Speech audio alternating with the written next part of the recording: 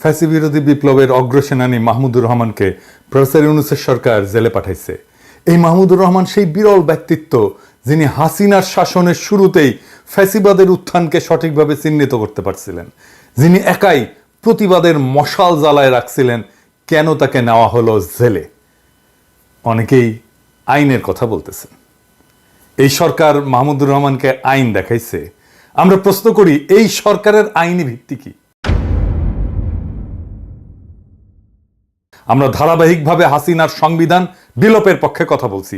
অন্তর্বর্তীকালীন সরকার হাসিনার সংবিধান বজায় রাখার সিদ্ধান্ত নিছে, যা এখনো দেশের সর্বোচ্চ আইন। এখন এই সংবিধানে এই ধরনের অন্তর্বর্তী সরকার গঠনের কোনো বিধান আছে কি? নাই।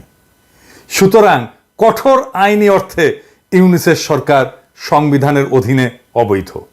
এর চেয়েও খারাপ, এই সরকার এমন একটা সরকারকে অপসারণ করে বসানো হয়েছে যা এই সংবিধান অনুসারে গঠিত হয়েছিল। অতএব এই অন্তর্বর্তীকালীন সরকার শুধু অবৈধ না, বরং এই সরকার গঠনে জড়িত প্রত্যেক ব্যক্তি এবং যারা এই সরকারের অংশ হয়েছে তারা সবাই দেশদ্রোহিতার অপরাধ করছে। ঠিক কিনা? আইনে তো তাই বলে। আইনি যদি দেখান তাহলে এইটাও আইন। আপনি আপনার ক্ষেত্রে দেশের সর্বোচ্চ আইন প্রয়োগ করেন নাই, মাহমুদুর রহমানের ক্ষেত্রে কেন আইন প্রয়োগ করতেছেন? এইটার যুক্তি কি? আপনি হয়তো বলবেন যে এই সরকার সফল বিপ্লবের পর জনমানুষের ইচ্ছার ভিত্তিতে বসানো হয়েছে।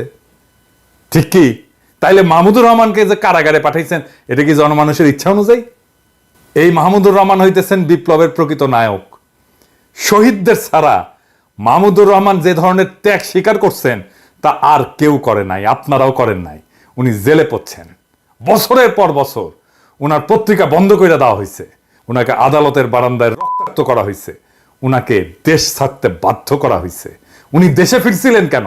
দেশে ফিরছিলেন মৃত্যু পথযাত্রী উনার মাকে দেখার জন্য, আর কোনো কারণ ছিল না। তাইলে আপনার ক্ষেত্রে জনমানুষের ইচ্ছা প্রযোজ্য, মাহমুদুর রহমানের ক্ষেত্রে ইচ্ছা প্রযোজ্য হবে না কেন? এই মামলার কোনো ভিত্তি আছে?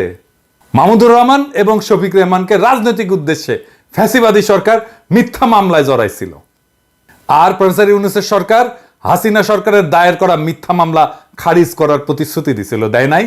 দিছিল। এই মামলা কেন খারিজ হইল না? মাহমুদুর রহমানের মামলা তো সেই প্রথম দিককার মামলাগুলোর মধ্যে থাকার কথা ছিল যেগুলো বাতিল করা হবে।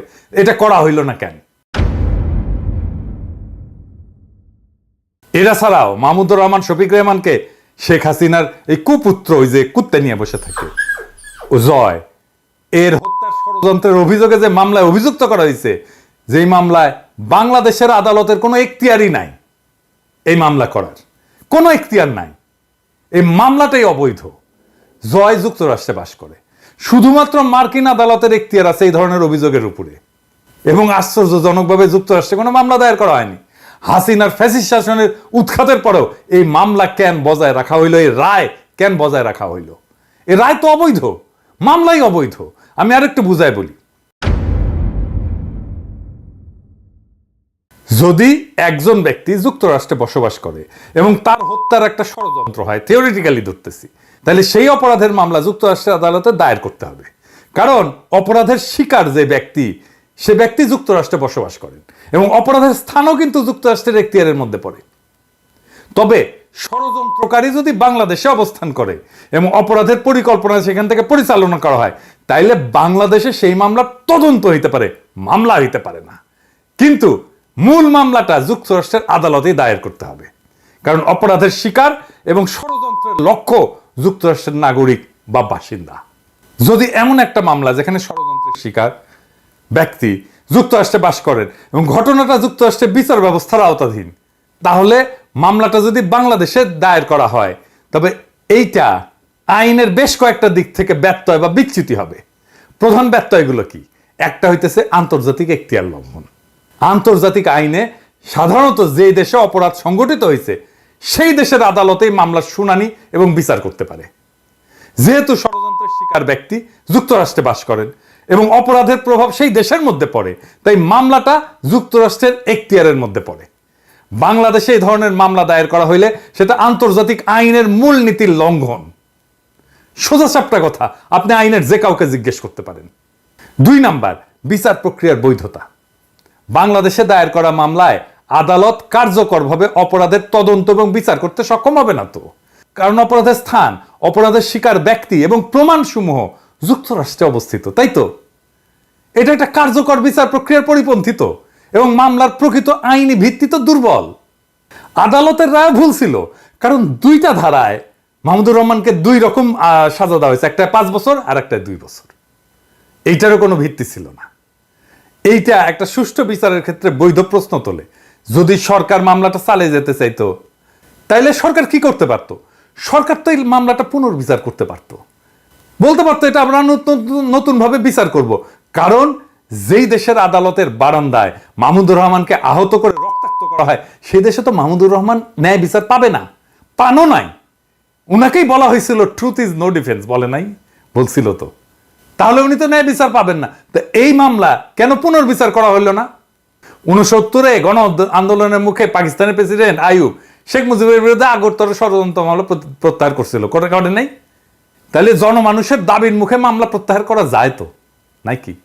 কেন মাহমুদুর রহমানের ক্ষেত্রে এটা করা হইল না? একই মামলায় কিন্তু শফিক রেহমানদের সাজা স্থগিত করা হয়েছে। দেখেন কেন মাহমুদুর রহমানেরটা করা হইল না? এর সাথে তো যুক্তই করে দেওয়া যেত মাহমুদুর রহমানের কথা। তার মানে বিপ্লবের যারা সৈনিক, তারা এই সরকারের হাতে, প্রফেসর ইউনূসের সরকারের হাতে নিগৃহীত হইতেছে। কেন? কারণ বিপ্লবের প্রথম মুহূর্তেই বিপ্লবের ফল ছিনতাই করা হয়েছিল। হাসিনার অপমানজনক পলায়নের পর আসিফ নজরুল একাই তথাকথিত সাংবিধানিকতার দোয়াই দিয়া ছাত্রদের একাংশকে ক্যান্টনমেন্ট আর বঙ্গভবনে নিয়ে ঘুটু কইরা প্রফেসর ইউনূসকে হাসিনার বানানো রাষ্ট্রপতি চুপ্পুর কাছে শপথ নেওয়াইছিল, আর এক গাদা অপদার্থ উপদেষ্টা নিয়ে কাজ শুরু করে বিপ্লবের হোকা মারি দিয়েছিল। এদের শাসনে ক্যান্টনমেন্টে আশ্রয় পেল সব আওয়ামী দুর্বৃত্তরা, পলায় গেল সবাই। বিপ্লবও পলায় গেছে, এখন কিন্তু যে মনির হইল পলায় গেছে। ওই মুহূর্তটা ছিল খুবই গুরুত্বপূর্ণ, কারণ এর মাধ্যমে আওয়ামী আর ইন্ডিয়ার স্ট্র্যাটেজিক অ্যাসেটগুলো রক্ষিত হয়।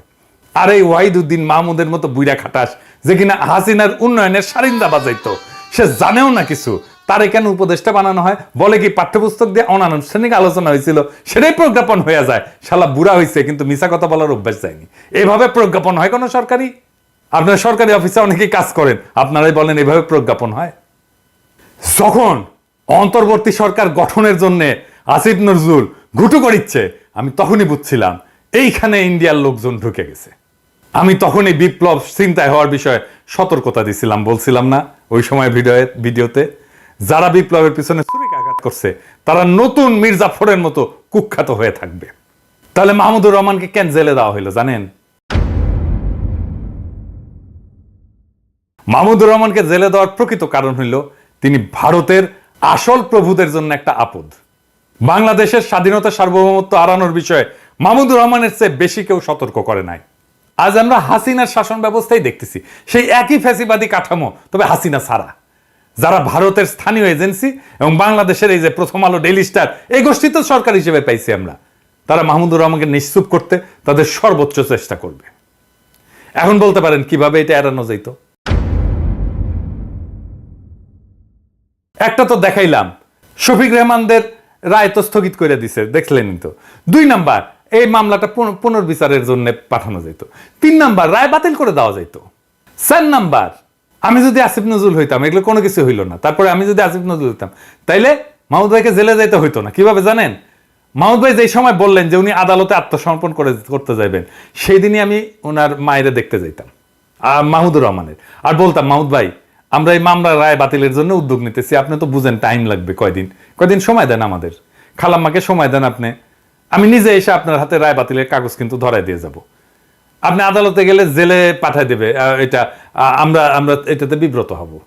আমি মেহরবানি করে আমাদেরকে বিব্রত করেন না মাহমুদ ভাই, আপনি মেহরবানি করে কয়টা দিন টাইম দেন, আমরা রিকোয়েস্ট করতেছি। উনি যদি আমার রিকোয়েস্ট না শুনতেন, আমি প্রফেসর ইউনূসের দিয়ে ফোন করাইতাম ওনারে, হয়তো না, আপনি বলেন কাজ হইতো না। মাহমুদ ভাই যাইতো আজকে আদালতে? আপনারা সবাই জানেন মাহমুদ ভাইয়ের কিন্তু ঘাটতেরা, উনি যেটা মনে করবেন সেটা উনি করবেনই, করে ছাড়বেন, এবং উনি ঘাটতেরার জন্য আমরা ওনাকে পছন্দ করি, ঠিক কিনা বলেন? কিন্তু তারপরেও এই অ্যাপ্রোচটা নিয়ে গেলে উনি শুনতেন, কিন্তু ওনারা করবেন না তো। মাহমুদুর রহমান কে এখন? মাহমুদুর রহমান তো এখন কেউ না।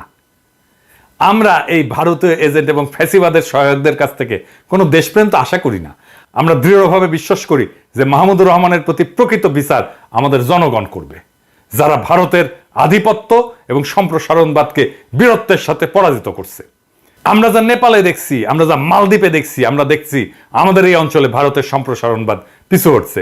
আমাদের জনগণ নিশ্চিত করবে যে আর কখনো ভারতীয় আধিপত্যবাদ বাংলাদেশে ফিরে আসবে না। মাহমুদ ভাই, ভয়ের কিছু নাই। ভবিষ্যতের বাংলাদেশ আপনাকে 2 হাত তুলে এবং উষ্ণ হৃদয়ে স্বাগত জানাবে। আমরা সেই দিনের অপেক্ষায় থাকলাম। ইনকিলাব জিন্দাবাদ।